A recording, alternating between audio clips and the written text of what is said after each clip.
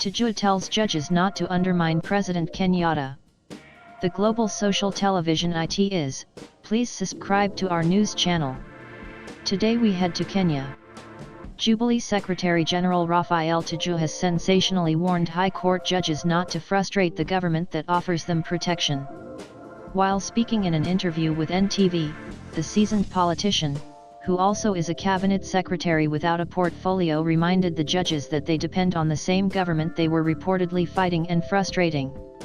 Judges should learn the word interdependence because as soon as they finish a ruling, they need policemen to escort them home as guards or drivers. The world is much more complicated. We are a little more humble than the judges who say this is what is, period. If you don't like it, period. His sentiments came a few days after a 5-judge bench declared the Building Bridges Initiative, BBI, irregular, illegal, and unconstitutional. The BBI bill is considered a brainchild of President Uhuru Kenyatta and opposition leader Raila Odinga. It seeks to, among others, change the constitution so as to allow the increase in funding at the grassroots and increase political positions within the executive.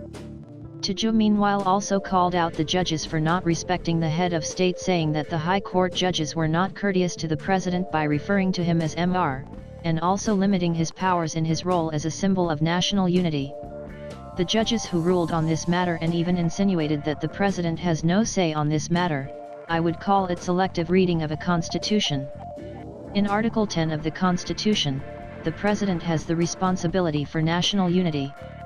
Justices Teresa Mathika, Joel Ngugi, George Odunga, Jairus Ngiat and Cha Chamwita on Thursday, May 13 in a landmark case ruled that the BBI initiative was unconstitutional and that President Uhuru Kenyatta failed to respect, uphold, and safeguard the Constitution by initiating a referendum.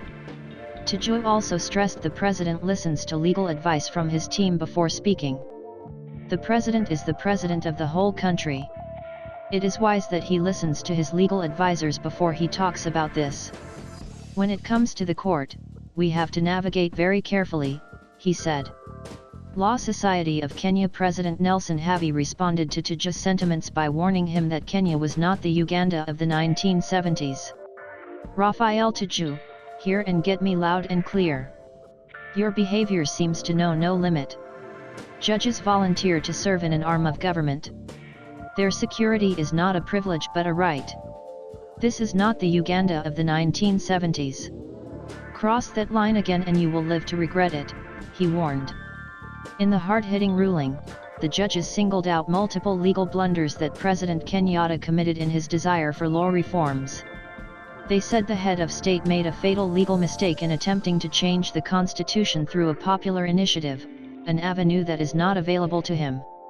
They also ruled that the BBI Constitutional Committee, a body created by the president, was illegal, adding that Mr. Kenyatta had failed the leadership and integrity test. They warned that the president could be sued in his personal capacity. The judgment was arguably the most significant ruling by Kenyan courts since Mr. Kenyatta's election win was nullified in 2017. Odinga has since expressed disappointment with the judgment of the High Court but warned politicians against personalized attacks against the court.